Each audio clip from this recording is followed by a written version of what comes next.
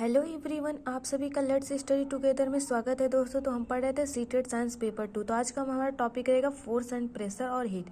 दोस्तों हमारा जो टॉपिक रहेगा, पहले रहेगा बल तथा दाब और दूसरा रहेगा ऊष्मा।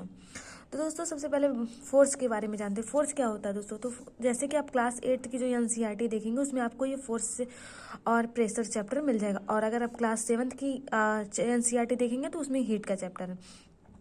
तो दोस्तों फोर्स क्या होता है? जो हम पुश एंड पुल यानी जो धक्का या खिंचाव, जैसे कि आप किसी ऑब्जेक्ट को मतलब पुश कर रहे हैं या फिर पुल कर रहे हैं, तो वो क्या हो गया? हमारा फोर्स हो गया।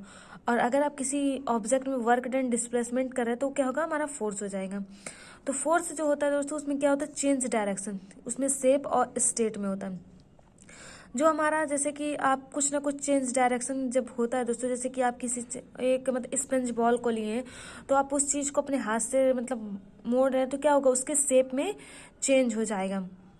और अगर आप उसके स्टेट में किसी चीज़ को मतलब स्टेट में कैसे पर, जैसे कि कोई कार है और अब वो अभी रेस्ट में है, तो जैसे ही आप उसको मोशन में लाएंगे तो वो क्या होगा? उसके स्टेट में क्या होगा? चेंजिंग हो गई। और चेंज डायरेक्शन हो गया। जैसे कि आप किसी साइकिल को चला रहे हैं, तो साइकिल में जब आप इस एक स्ट्रेट वे में जा रहे हैं, और अगर आप हाथ छोड़ के भी उस साइकिल को चला सकते, लेकिन जब आप उसको घुमा रहे हैं तो क्या कर रहे हैं? अपने हाथ को प्रयोग कर रहे हैं, यानी उसके दिशा को मोड़ रहे हैं। और जो इसकी मतलब जो फोर्स होती है, इसकी जो राशि होती है वो क्या होती है? वेक्टर क्वांटिटी, यानी कि सदिश राशि होती है। और इसका जो मतलब एसआई यूनिट है, तो इसको हम न्यूटन कहते हैं, या फिर हम केजी मीटर सेकंड स्क्वायर होता है इसका एसआई यूनिट। और उसके साथ फोर्स के जो टाइप्स होते हैं, मोस्ट फेवरेट क्वेश्चन जो सीटेट का है दोस्तों, वो फोर्स के टाइप से है, जो कांटेक्ट और नॉन कांटेक्ट होता है। यानी जो आपके संपर्क में आया उसे कांटेक्ट, और जो संपर्क में नहीं आया उसे नॉन कांटेक्ट कहते हैं। तो कांटेक्ट में क्या होता है? मस्कुलर में जैसे कि एक टेबल पे आप ग्लास रखे, तो ग्लास तो हमारे पास आएगी नहीं, तो हम क्या करते हैं? टेबल को अपने हाथ से उस ग्लास को पकड़ते हैं, तो क्या हुआ? हमारा मस्कुलर। और फ्रिक्शन जो होता है दोस्तों, हमने बहुत पहले घर सेट चैप्टर आपको मतलब पढ़ाया है। तो ये घर सेट क्या होता है कि जैसे कि अपोजिट डायरेक्शन में जो आपका फोर्स लगता है उसी को हम क्या बोलते हैं? फ्रिक्शन कहते हैं।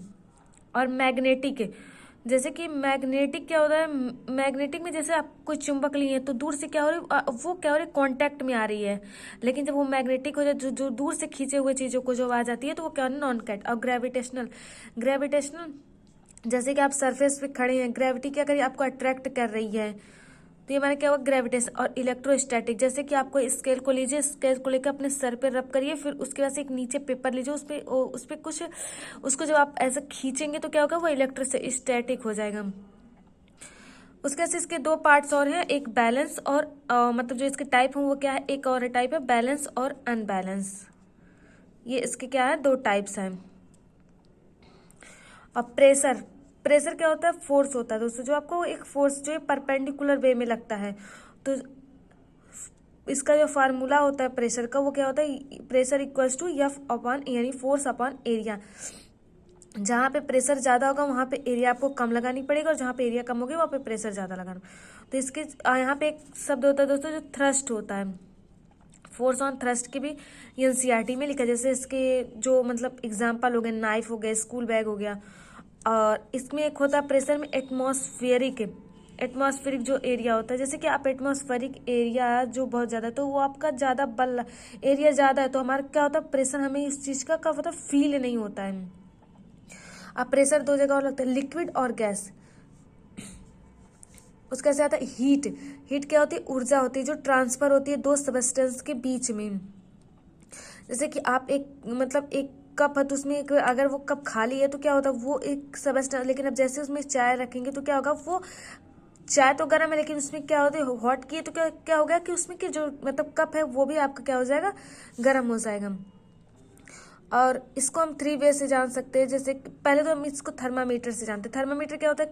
थर्मामीटर जो आपका जो एक सबस्टेंस होता है, जो आपकी हॉटनेस होती है, जो डिग्री ऑफ हॉटनेस होती है, किसी सबस्टेंस की जो डिग्री ऑफ हॉटनेस ताप, उसको हम क्या बोलते हैं? थर्मामीटर कहते हैं। जो एक होता है क्लिनिकली और लेबोरेटरी। क्लिनिकली मतलब होता है जो आपके क्लिनिक में यूज होता है, और ये ह्यूमन बॉडी जैसे 35 डिग्री सेल्सियस से 42 डिग्री, और सामान्य ताप जो होता है वो 37 डिग्री सेल्सियस होता है।